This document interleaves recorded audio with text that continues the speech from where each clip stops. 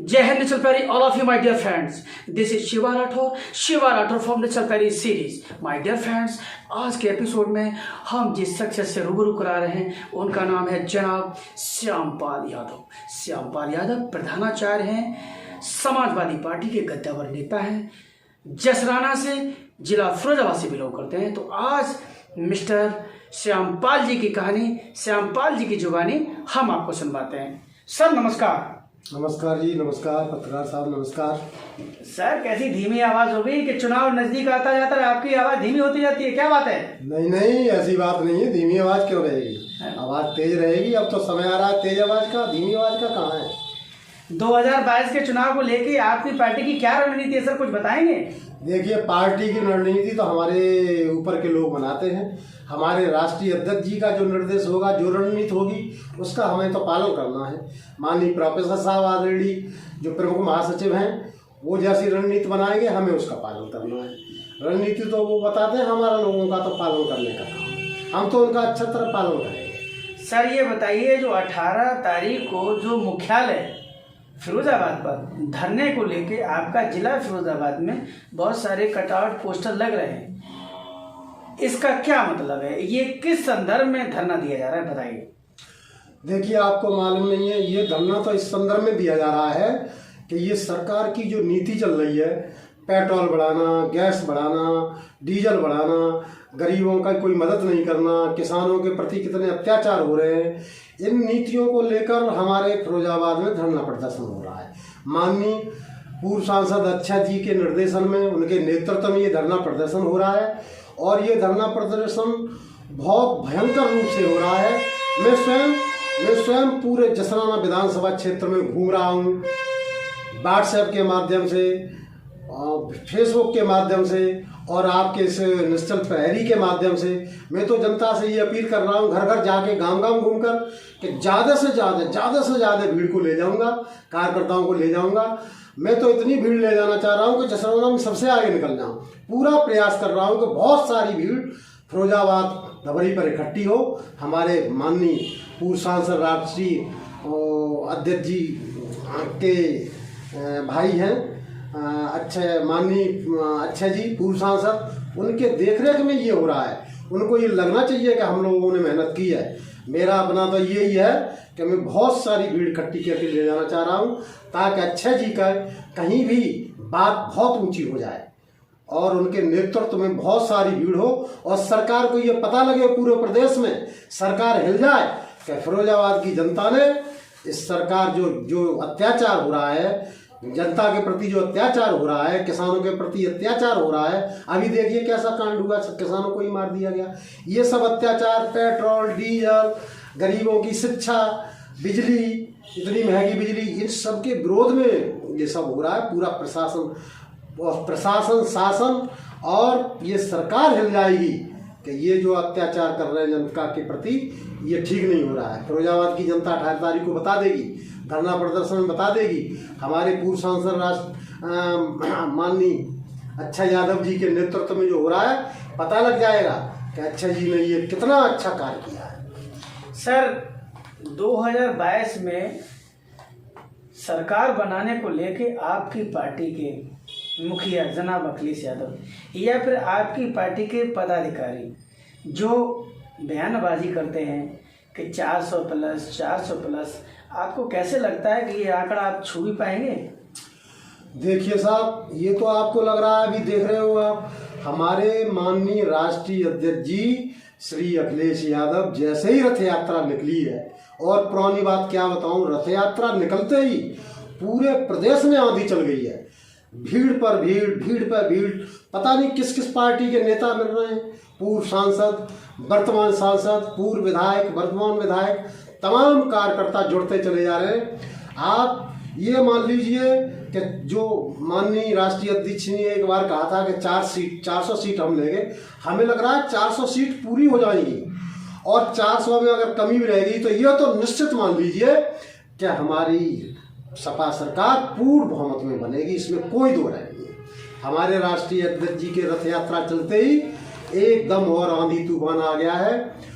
पूरे प्रदेश में शायद ही कोई सीट किसी पार्टी में जाएगी, सारी सीटें सपा की होंगी, समाजवादी पार्टी होंगी, क्योंकि हमारे राष्ट्रीय अध्यक्ष जी का जो रथ यात्रा है इसका बहुत आंधी तूफान की तरह पूरे प्रदेश में आंधी और तूफान चल गया। और हमारे माननीय प्रोफेसर साहब का बहुत बड़ा सहयोग रहता है। फिरोजाबाद में आंधी तूफान चल रहा है, 18 तारीख को आप देख लेना। तो हमारे फिरोजाबाद की तो सभी 5 सीटें निकलेंगी और पूरे प्रदेश की सब सीटें निकलेंगी। सपा बहाल प्रदेश हो जाएगा साहब। एक बात बताइए कि आप सपा बहाल प्रदेश की बात कर रहे हैं। 2017 का जब चुनाव था, इससे पूर्व में आपकी सरकार थी, 12 बनी, 17 तक चली। 17 के चुनाव में आपने झांसी का, कानपुर की, लखनऊ की रैलियां देखी थी अखिलेश यादव की। ऐसा लग रहा था कि प्रदेश में कहीं कोई आदमी बचा नहीं, सब सपा में ही है। और जब चुनाव के रिजल्ट आए तो टाइम फेस हो गई। 224 से 50वें सिमट गए, वो भी गठबंधन के साथ में बैठे थे। बताइए। नहीं, उस समय ऐसा था, ये बात आप सही कह रहे हो, लेकिन अंत से धीरे धीरे जनता भ्रमित हो गई। वो भी क्यों? क्या मोदी जी ने कभी कहा था कि किसानों की आय दोगुनी होगी, किसानों और जनता के प्रति वो खातों में 15-15 लाख रुपए पहुंचेंगे। जनता धीरे धीरे ये सोचने लगी कि सपा सरकार तो बहुत अच्छा काम करती है, तो एक बार 15 लाख रुपए हमारी जेब में आ जाए। तो वो धीरे धीरे लास्ट तक वो गुमराह हो गई जनता।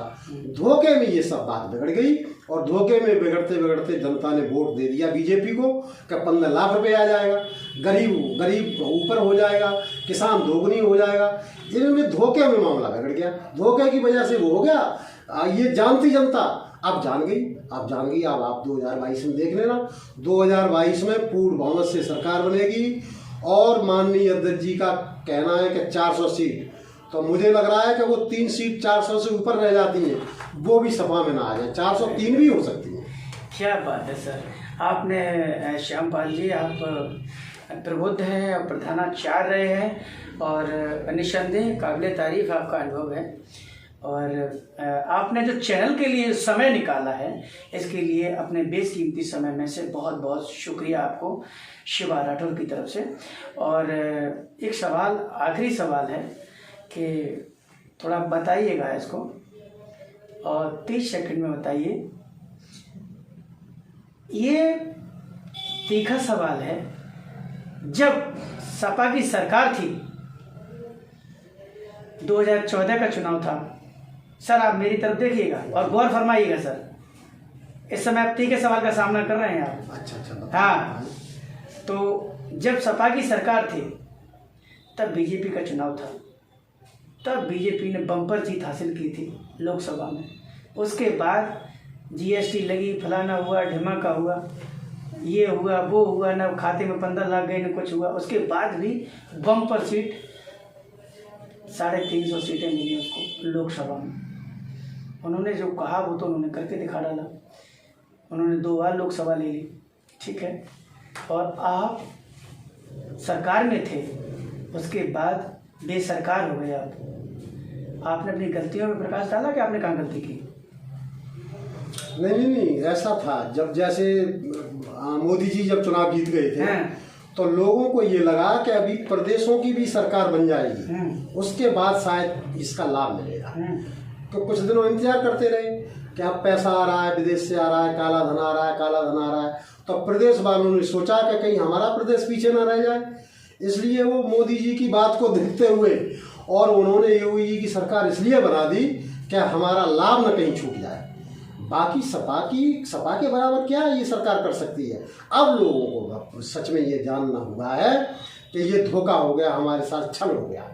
उस छल का बदला 2022 में मिलेगा, उसके बाद 2024 में मिलेगा। अब की बार आप बताना, अब की बार अगर केंद्र सरकार में इतनी सीट आ जाए, अब की बार तो उनकी 50 सीट पूरे प्रदेश में निकलना मुश्किल पड़ जाएगी।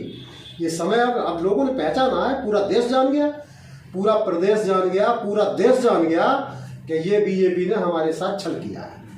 और ये आदमी देखिए, आज का आदमी लालच तो बहुत होता है। 15 लाख रुपए तो गरीब आदमी के लिए बहुत होती है। हमारे देश में सबसे ज़्यादा गरीब है, धनाढ़ लोग कम हैं, धनाढ़ है वो बीजेपी के ही हैं। तो गरीब लोगों ने ये सोचा कि हमारा ऐसा हित होगा इसलिए वो धोखे में ये सरकार बन गई। अन्यथा आप जान गए लोग, अब आगे कभी कोई गलती नहीं होगी। हम समाजवादी हैं, हम मुलायम सिंह यादव के भक्त हैं, मुलायम सिंह के आदर्शों पर चलने वाले हैं, उनकी आज्ञाओं का पालन करने वाले हैं। मुलायम सिंह के अनन्य भक्त हैं हम, माननीय प्रोफेसर साहब के अनन्य भक्त हैं, माननीय अखिलेश जी यादव राष्ट्रीय अध्यक्ष के अनन्य भक्त हैं। और समाजवादी के लिए हम दिन रात काम करेंगे। हमारा जीवन जितना अब हम कर सकते हैं हम पूरे समाजवाद के लिए करेंगे और माननीय अक्षय जी का सर ऊंचा करेंगे। और प्रदेश में सरकार आएगी, फिरोजाबाद में हम सरकार लाएंगे, अपनी सीटें जिताएंगे और पूरे प्रदेश में सपा की पूरी सरकार बनेगी और लोगों को आगे अमन चैन मिलेगा। सब किसानों का विकास होगा, सड़कों का विकास होगा, बिजली का विकास होगा और जो अत्याचार है वो कभी नहीं होंगे। जितनी फीस वृद्धि, पेट्रोल डीजल महंगाई, ये सब ठीक हो जाएगा, लोग खुश रहेंगे और हमेशा हमेशा समाजवादी रहेंगे। थैंक यू सर, बहुत बहुत धन्यवाद।